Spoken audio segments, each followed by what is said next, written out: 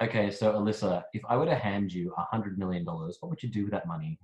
$100 million, Ken. Oh, I'd go and buy a jet plane with a personal hot steward to take me around to all of my exotic bucket list locations that I would love to get around to at some point in my life. How about you? I would get a team of cast, crew, and most importantly, A-team writers to redo the last series of Game of Thrones. Oh my God. Perfect.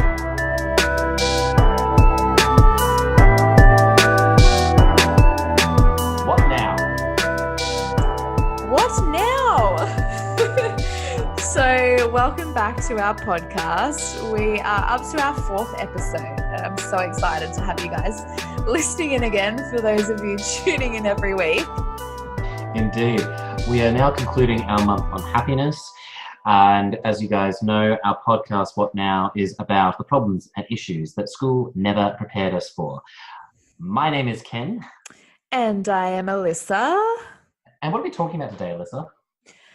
Money, money, money. I do like some money, just like I like my honey. But we can't have money on toast. Well, you can, it just won't taste good. So, getting into the topic of money today. Why do people want more money? You know, why is it the money that they want, or are they asking what money can bring them? So I think when you approach money in the context of how it will actually sustain your life over the long term, you quickly realize that the purpose of money isn't to buy everything you want, but is rather to help you live a life that provides the opportunities you want to experience while also enabling you to enjoy your life at all times instead of just in the moment. Going back to the question that we asked at the very beginning of this episode, Alyssa, for reals though, if you did have $100 million handed to you right now, what would you do with that money? Besides obviously flying off around the world with your hottest PA. I would really just bring it back to my family. I would, my biggest goals and dreams are to retire my parents. They work so hard. I want to retire them. I want to be able to buy them holidays to come over and see me on the other side of the world. I want to buy my brother holidays and show him the value in solo travel and solo experience, and how those experiences have opened up doors for me that I just wouldn't be the person I am without those experiences. And I want to show him the value of those. And also, being in a state of financial freedom where maybe I'll be living in a country in South America and I'm completely on the opposite side of the world from my family. And if they need me to fly home, or something urgent has happened, or maybe a grandparent is getting sick or whatever it might be, I would want to have that financial freedom of being able to be like, okay, cool, I'm just going to book a $3,000 flight and be on my way home and see you in 24 hours. Having that freedom of being able to be there right then and there in the moment for your loved ones is so, so important to me. Also being, in an even bigger picture, bringing it back to community and being able to create a life for those who don't have the option. They've grown up in a country that are not as lucky as we have been, living in Australia. There's a few of the girls that I currently work with at the moment. They're working on this incredible, empowering project to save girls from cages. Save a girl. There's literally girls sitting in cages right now and are working as sex slaves all over the globe. And being able to fund those types of projects and really empower and help those types of communities, and saving little girls that don't have that voice and don't have that option just because they've been born in a culture that has allowed this to happen. And that's really where I would put that money towards. Yeah, I think that's a really really holistic way of spending $100 million. And I don't say that in a sarcastic way, because at a certain point you reach a threshold where you aren't going to derive any satisfaction out of just simply taking more trips overseas, buying more items. You're going to need to find a way to expel that and put it to good use somewhere. And one of the things that I would really like to turn my money towards is doing more community-based work. And I'm not talking charity. One of my dreams would be to own a business where it's run outside of the government's influence and has enough funding to be able to take action on certain issues. So, for example, whether it be something like creating a campaign to try and educate people on how to better understand their health so they don't abuse hospitals for their emergency wards, which are essentially free, by the way, and also how to teach people a better understanding of nutrition. So that way they get a better idea as to what's actually is nutrition in this day and age, to separate the fact from the fiction. Or even campaigns designed to illustrate the impact of everyday behavior on global warming. The power of imagery and effective advertised campaigns can bring about a lot of great change. In fact, one of my favorites of all time was an RTA ad that was run many, many moons ago that was designed to help reduce the number of deaths from P-platers who were speeding. Alyssa, you might remember this one. Do you remember there was that ad back in the day? It was the "No One Thinks Big of You" campaign, which I do remember that one. It had a sneaky little symbol in that one, didn't it? it was indeed very small. And yes, that's what she said. So it was very cheeky. But its result was undeniable. I mean, Yeah. obviously, it itself did not reduce deaths for the years that it ran, but you couldn't deny the correlation between its campaign run and the reduction in P-plated deaths on the roads. So yeah, I really do want to invest in community-based work where I have the capacity to use a lot of that money for good use to create good action. And it goes down to the fact that money in the right hands with the right strategy behind it can do great things. You put a lot of money into an organization that you don't really have much trust or faith or understanding of how they execute their methods, you might as well be pissing in the wind.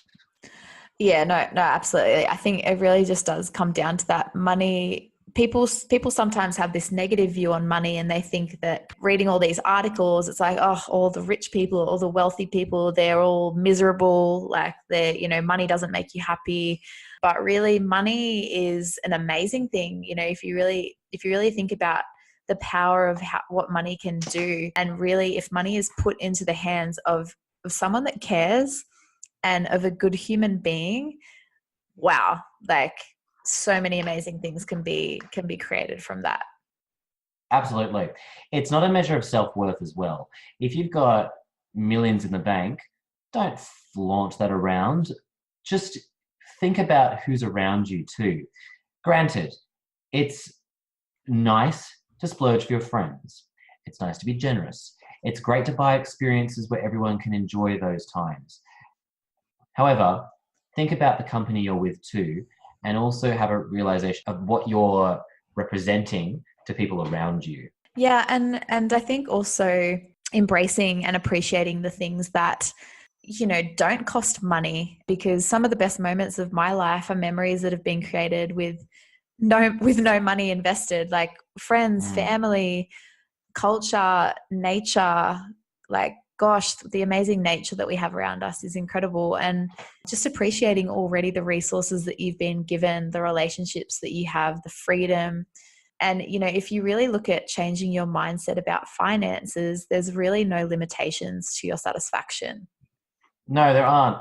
The great thing about having a portion of money that you allocate to activities in life is that everything is a bit of an investment, not just what you put in the bank, but friends, your skill set. Yeah. These are things which do require a portion of investment too, because it's like tending to a garden. The more water that you apply to it over time will naturally allow for experiences and things to evolve. You want to grow yourself as a person in a variety of different ways, invest more. You want to take your friends out and give them a good time, just remember to invest in those things too. I'm not saying that you buy your friends with money. What I'm saying is invest in the experience, because if you add a bit to those times, you can make it really special and memorable. Yeah, absolutely. I think if you look at, you can actually determine your own values if you look at what you're spending your money on, but also what you're spending your time on. So just look at your day-to-day schedule. Is it the same? What are you spending your time on? And then look at your transactions in your bank account. What are you actually spending your money on? Because if you look at those two things, that is literally determining your top 5 to top 10 biggest values. 100%. It's one of those things where you shouldn't look to high-earning jobs to necessarily secure your happiness in the now or your future. Don't think that you need to become an engineer, a lawyer, a doctor, or whatever that earns a great deal of money if you don't enjoy that, because at the end of the day, waiting for that lump sum of money to drop into your bank account it's painful, especially if you're not into it too. Take heart in the fact that you can actually diversify and gain skills in areas that you enjoy. You can find high-earning jobs that you really like. And more importantly, if it comes with added stress, it ain't worth it. Yeah, 100%. Life's too short. We could all drop dead tomorrow. Remember that, guys. So just adding to, the different industry that you're working in, I think it's really important to just be open-minded as well. And, broadening your perspective on what your actual skill set is and what skills you do have that could be used in a variety of different sectors and a variety of different companies and businesses, instead of sticking to what you know or what you think you know, because you probably know a hell of a lot more than you think. By reaching out and broadening your mind and delving and learning and expanding your mind, you then expand your skill set. 100%. And speaking of people who developed their mind, expanded their skill set, and made some money, we have a guest speaker. Her name is Yoshi. And besides beating Bowser in Mario Kart, she's joined us, or decided to join us, in answering a few of our questions regarding money. So we all have our own priorities with how we spend our money and what we're willing to sacrifice in order to reach our goals. It can be hard to save money. However, it just comes back down to our priorities. How badly do you want what you're trying to achieve? So for a lot of us, we've got rent and bills to pay. And for others, they could be sacrificing their living situation in order to save more money, whether that's moving back in with their parents or moving to a more affordable city or town. So let's hear from Yoshi on the sacrifices she's had to make in order to achieve her priorities without inheritance or winning the lottery. So we finally got our guest speaker. Oh, thanks for having me, guys. I'm so excited to be here. Thank you. Thank you so much, Josh. I'm so happy to have you here. I love your vibe, always. So Yosh, tell us about yourself. Right. Well, my name is Yoshi. I'm 26, originally from Melbourne, but for the last 12 months, I relocated down to regional Victoria. Sorry, did I just hear Victoria? Ew. Yes. Okay, here we go, New South Wales. It's got its own little charms. I'm in Gippsland, so I'm in this tiny little town called Traralgon. It's got its own little charms, but a massive change compared to the city. But I moved for work, so I'm a counsellor. And basically, yeah, this is a completely new stage of life for me. It's a massive change. Prior to that, I was doing a lot of travel. I was just your average uni student, slaving away to go on those travels. But yeah, that's basically me. So with your work, I guess, background, how have you been able to afford the travels that you've done and the holidays that you've done? And I guess, what has been your experience with money across your life so far? My experiences with money, to be absolutely honest, it's a very strong love-hate relationship.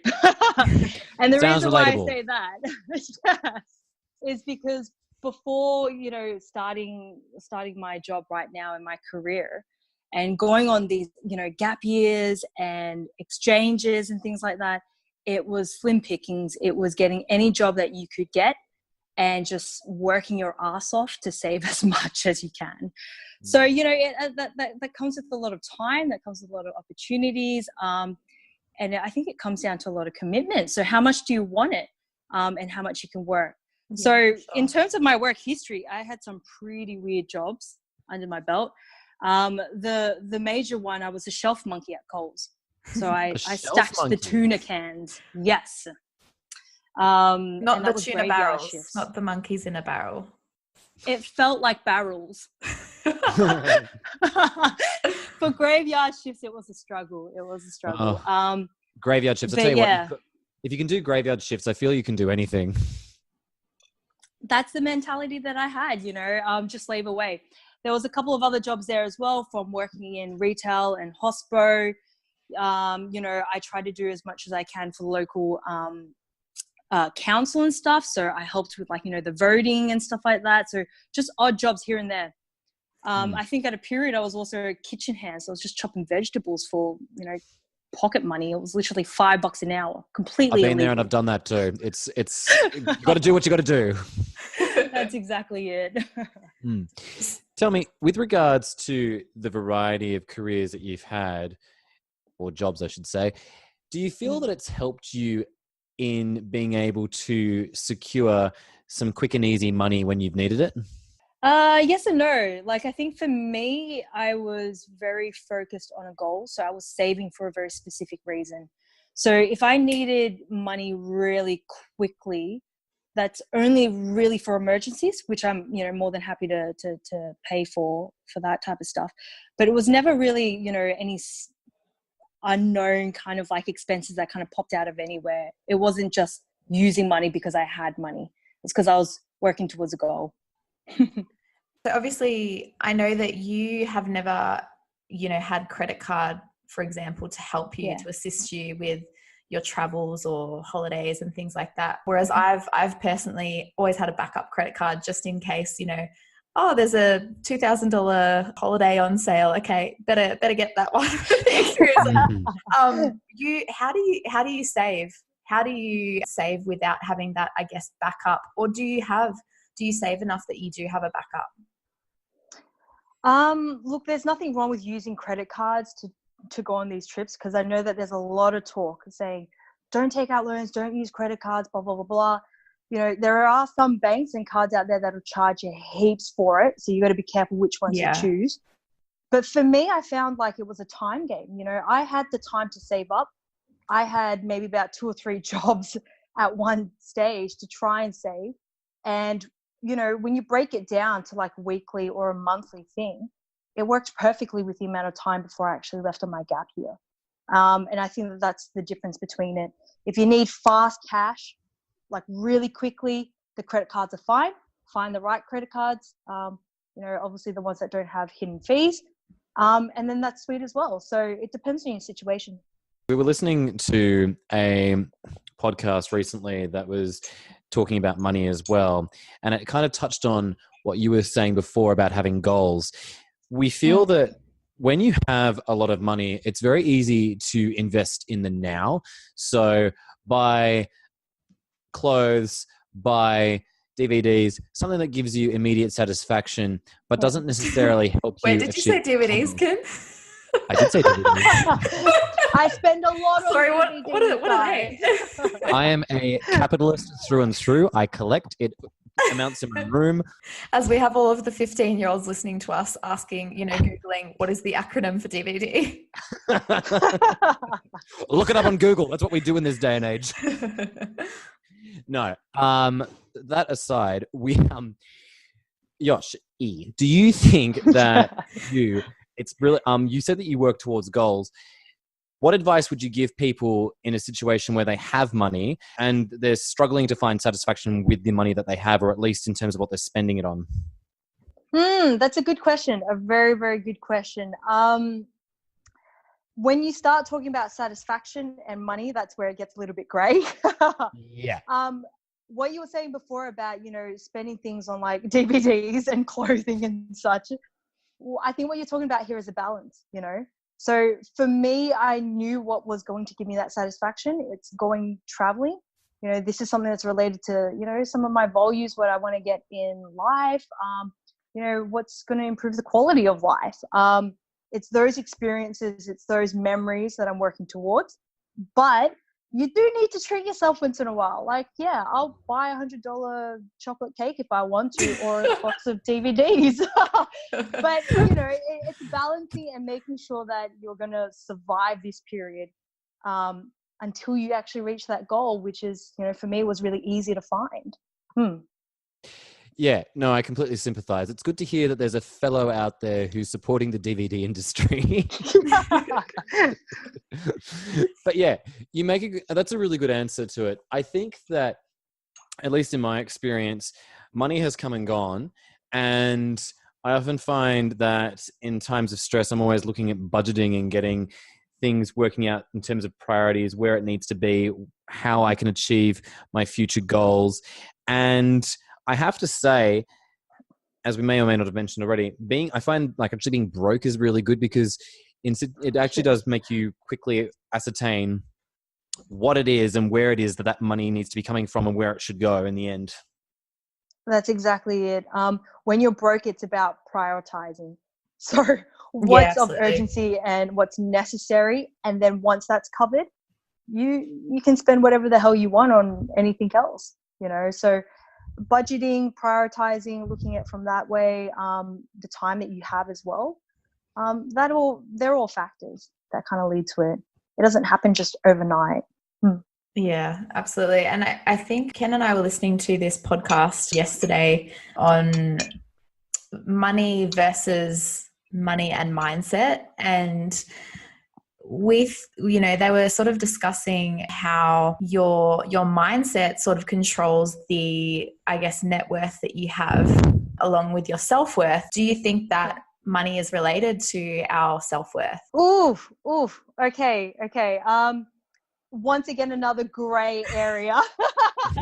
And look, obviously none of us are money experts here. None of us are money experts, obviously, but it's just obviously really good to get different thoughts. Of course. For me, look, when we start talking about self-worth, I think that's in a little bit of a different category for me specifically. When I said before that, I'm working towards a goal, those goals might align up with my value, my self-worth. But the process of using money to get there, it's a process. Money itself is not the goal for me. So it's not about obtaining as much money, but it's using the money I do have or where I can find it to get to my self-worth. So I guess in that sense, that's how it's associated for me. There are people out there who are, more than happy with just that financial security, the stability, that's how their minds work. That's what they're passionate about. That's what they love. And that's okay if that works for them, So if that's what their goal is, and working towards money, that's perfectly fine for them. For me though, it was a little bit of a different thing. It's a process, not a goal. Yeah, I love that. I love it. I think one of the things that we were looking at too with that podcast is that they were talking about how typically you feel proud of yourself when you accrue more money. With the growth of your own income comes a growth in your self-worth, and you start to think of yourself in a position where you can do anything and your ego goes through the roof. And it's hard because I think when you realize that you have more opportunities with the money that you own, it's very difficult to sort of take a step away from that. Yeah, I would agree with that too as well. Everything that you were saying about, they're achieving their goals, that their self-worth increases because they're getting a lot of strength by earning this type of income as well. That's I would say that that's true as well. Very different for every person, but true, valid. I think that guilt plays in a role in that too.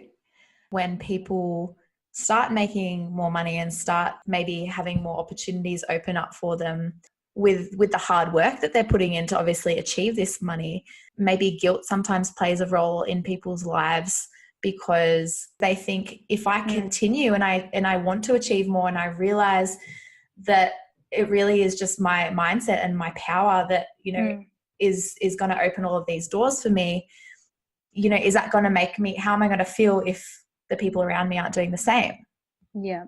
Yeah. And so when we start talking about guilt here, you know, two different areas, it sounds like this is guilt because your values or what you're getting out of having an increased income is not matching up or is somewhat compromising the values of the people around you. So say, for example, you know, I'm getting a lot of income. I'm feeling really good about myself. You know, it's empowering. I'm kicking goals. I'm, you know, making heaps. Is that compromising something else that the other people around you can't see? And maybe perhaps that's where the guilt comes in. Or if we start talking once again about self-worth, you know, people start earning this. They're so focused on these particular values and morals, but it might not be intrinsically what they had initially identified with themselves. So that's where you get that, you know, contrasting guilt within oneself, not necessarily with other people around. This absolutely. Is where it gets really tricky to sort of pinpoint exactly what's happening. Yeah, I agree. You know, it's funny. I don't know about you guys, but do you think that accruing money and, you know, improving your self-worth necessarily makes you a happier person? Improving your self-worth 100% does. But if your self-worth has not increased, but your money has increased, absolutely not. Your happiness has not increased. I think your happiness comes from your self-worth. Agreed. Yes, agreed. Because I think a lot of people, especially people of an older generation, they came upon this notion that we would obviously earn more money to secure a future for ourselves.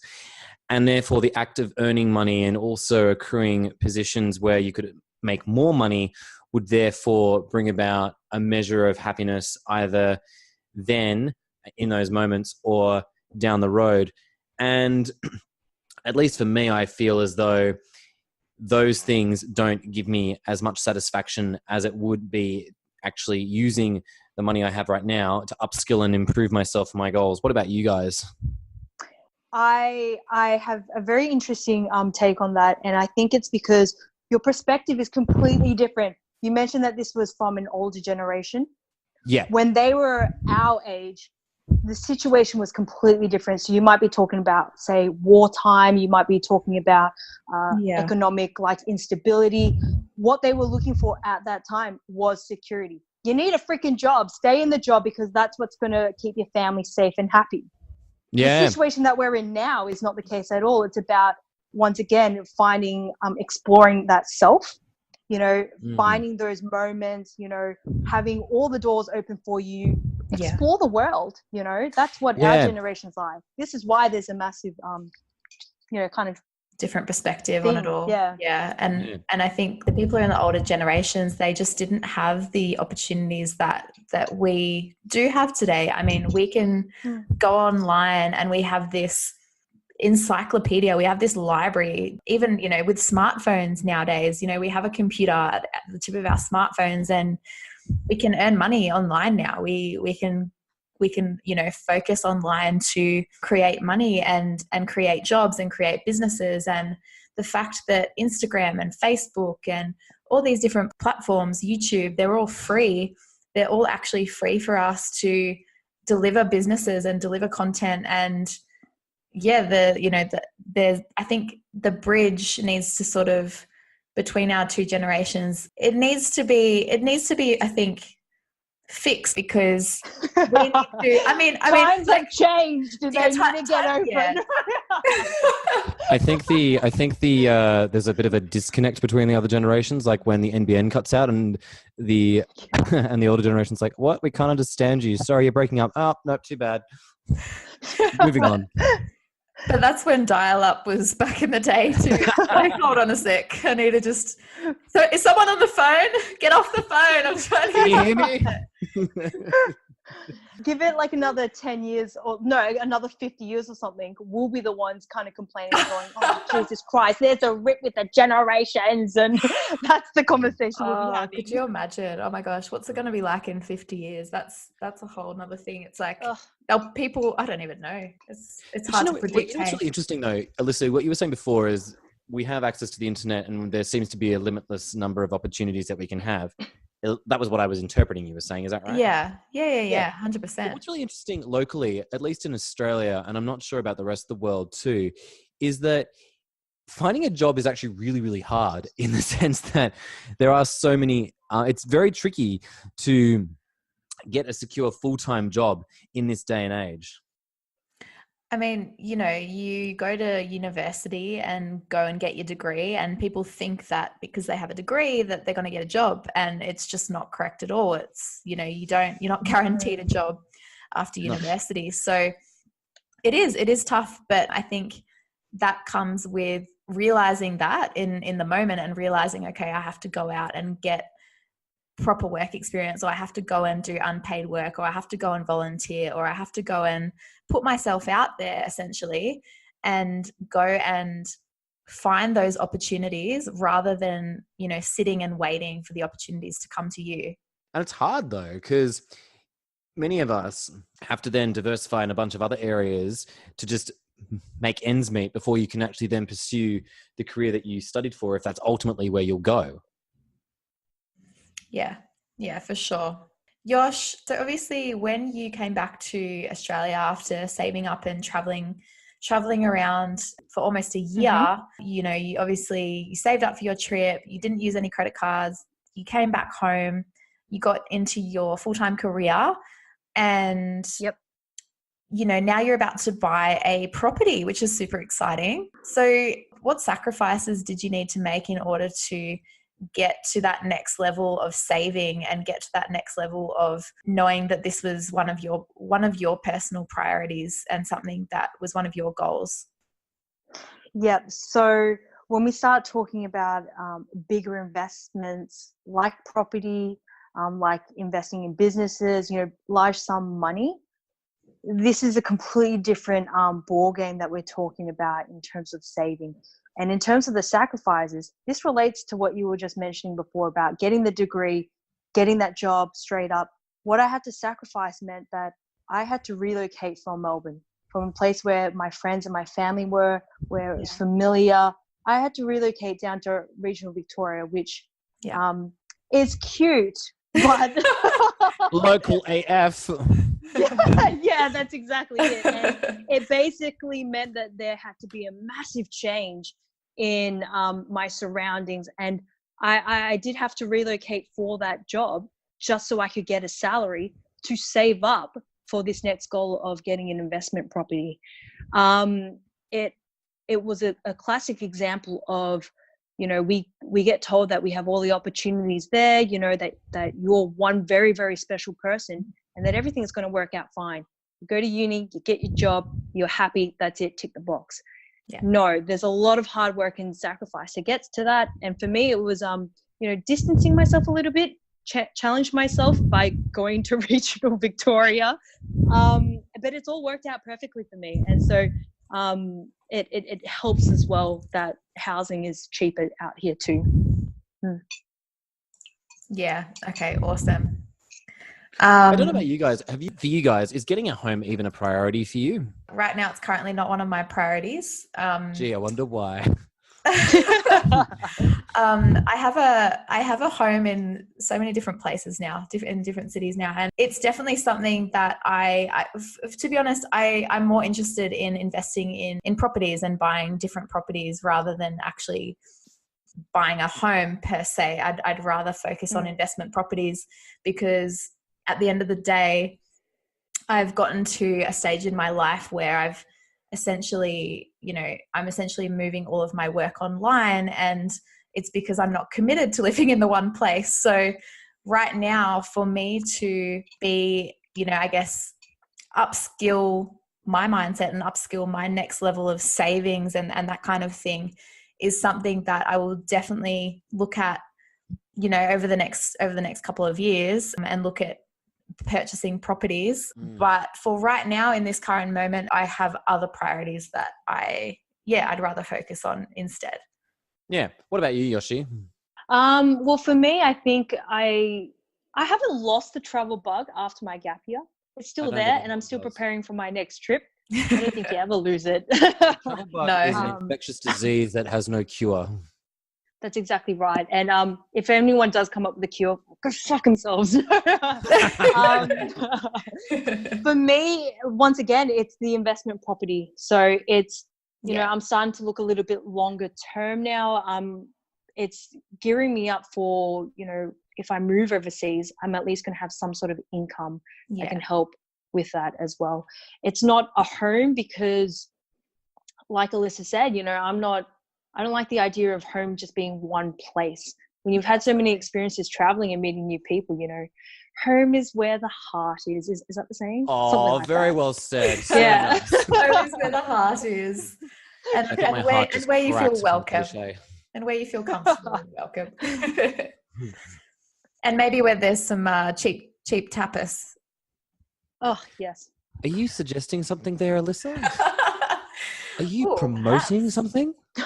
Right, everyone get investment properties in Madrid. Quick summary.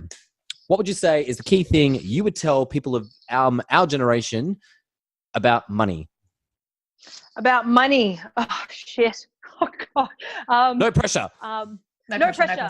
So much pressure. Take your time. Take your time with saving. Figure out what you're saving for. Yeah, that's prioritize what you want right now. We're working in the moment right now. Put that on a t-shirt. Yeah, that's a t-shirt slogan. I'd buy it. I'd buy it too. I'd even buy that along with a DVD to go with it. For some of our listeners that might be struggling with anxiety, depression, they're struggling with their self-worth, they're struggling with their self-love. I know that you do have clients that maybe that you work with on a day-to-day basis who do sometimes have to fight their own battles in their own minds to step away from that train of thought. So for our listeners, you know, what is something that you could tell them that could help them, you know, fight their battles in their mind? Yep. A very, very good question. A very important question. I think it's only fair if I draw from my own lived experiences for this one here. And, you know, you can imagine with my work, it's almost like every second person is in that vicious cycle, that low pit. For me, how I got myself out of that space of feeling so isolated and a space where there was no hope, the only way I got out of it was really to look at it like a time game. You know, just wait for another hour, just wait for another day, just wait to see what might happen. And you break it down into these mini steps just to say, you know, let's push through. Someone really, really close and important to me that I love to death, she told me something really important, and she said that change is the only constant. And that helped me kind of understand that you might be feeling like you're in this vicious cycle right now, but that might change. It will change because that's the only thing that's going to happen. So just push through. See how you're going to feel in another hour or another day. That's sort of my advice. Change is the only constant. It's a time game. I love that. Thank you so much, Yosh, for your time and coming on today. You've been amazing, and yeah, we really appreciate you jumping on. You're such an inspiration. I love you heaps. No, that was really good. Thank you very much, Yoshi. It was really good to also just hear someone who's managed to work with a variety of different circumstances, embrace change, and come out just being so on top of their lives and also having some great advice as well. No worries, guys. It's been an absolute pleasure being on here. More than happy to chime in and put in my 2 cents about, you know, DVDs and the important things in life. So yeah, that was amazeballs. It was good having Yoshi on board. That was indeed amazeballs, and even though she didn't give us any Mario Kart tips, we can always, you know, invite her on for another episode. Oh, I agree. We should just spend an entire episode playing Mario Kart whilst getting drunk. I think that's really what our listeners want. Added to the bucket list. Oh, absolutely. So we're really excited to wrap up the month of May. Yes, the month of May was all about the pursuit of happiness. But now we're going into the month of June. What are we doing in June? So we are actually taking a week's interval in between episodes, guys. So we'll be back on the 5th of June, and our topic for June is swipe left, get married, have kids, divorce, repeat. And our and our first episode will be talking about why dating should be educated. A topic that I've been dying to speak about for a long time, which is really good fucking news that we finally reached this point in time. Absolutely. So I'm very, very excited about that. And what now, Ken? Indeed. What now? Well, now that I've been thoroughly insulted about my DVD collection, I'm just going to go sell it so I can make some more money. Well, did you know what DVD stands for? No, did you look it up on Google? Maybe. But in my broadened perspective, I think it stands for deliberately vague direction, and that is what our podcast is not about. We want to be giving you guys a more direct direction, to be concise. So, thank Indeed. you.